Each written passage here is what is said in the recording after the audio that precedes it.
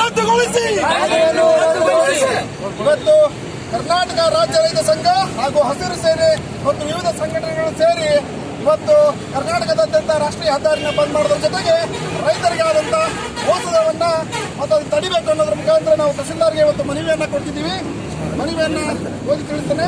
ಕೇಂದ್ರ ಸರ್ಕಾರ ಮತ್ತು ರಾಜ್ಯ ಸರ್ಕಾರಗಳ ರೈತ ವಿರೋಧಿ ಕಾಯ್ದೆಗಳನ್ನು ವಾಪಸ್ ಪಡೆಯುವಂತೆ ಆಗ್ರಹಿಸಿ ಕೇಂದ್ರ ಮತ್ತು ರಾಜ್ಯ ಸರ್ಕಾರಗಳು ಜಾರಿಗೆ ತಂದಿರುವ ಎಪಿಎಂಸಿ ಕಾಯ್ದೆ ತಿದ್ದುಪಡಿ ಶಾಸನ, ಕಾರ್ಮಿಕ ಕಾಯ್ದೆ ಶಾಸನ, ಭೂ ಸುಧಾರಣೆ ಕಾಯ್ದೆ ತಿದ್ದುಪಡಿ ಸುಗ್ರೀವಾಜ್ಞೆಗಳನ್ನು ರೈತ ವಿರೋಧಿ ನೀತಿಗಳಾಗಿರ್ತವೆ.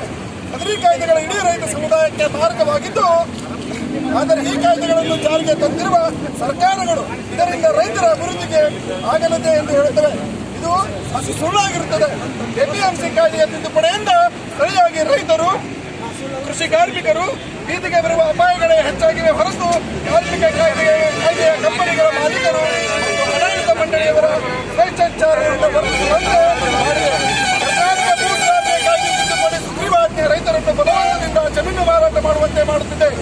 ಅದಕ್ಕಾಗಿ ವಿವಿಧ ಸಂಘಟನೆಗಳು ನಾವೆಲ್ಲರೂ ಇಂದು ಭಾರತೀಯ ಕಿಸಾನ್ ಸಂಘದ ಮತ್ತಿತರ ಸಂಘಟನೆಗಳು ನೀಡಿರುವ ರಾಷ್ಟ್ರೀಯ ಹೆದ್ದಾರಿ ಬಂದ್ ಕರೆ ಬೆಂಬಲಿಸಿ ಇಲ್ಲಿನಲ್ಲಿ ರಾಷ್ಟ್ರೀಯ ಹೆದ್ದಾರಿ ಬಂದ್ ಮಾಡುವ ಮೂಲಕ ಕೇಂದ್ರ ರಾಜ್ಯ ಸರ್ಕಾರಗಳಿಗೆ ಜಾರಿಗೆ ತಂದಿರುವ ಎಪಿಎಂಸಿ ಕಾಯ್ದೆ ತಿದ್ದುಪಡಿ ಶಾಸನ, ಕಾರ್ಮಿಕ ಕಾಯ್ದೆ ಶಾಸನ, ಭೂ ಸುಧಾರಣೆ ತಿದ್ದುಪಡಿ ಸುಗ್ರೀವಾಜ್ಞೆಗಳನ್ನು ವಿರೋಧಿಸುತ್ತಿದ್ದಾರೆ.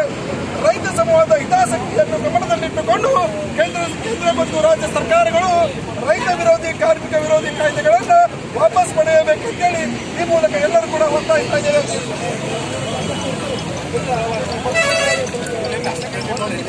ಸರ್ ಎಲ್ಲಿ ನೋಡ್ರಿ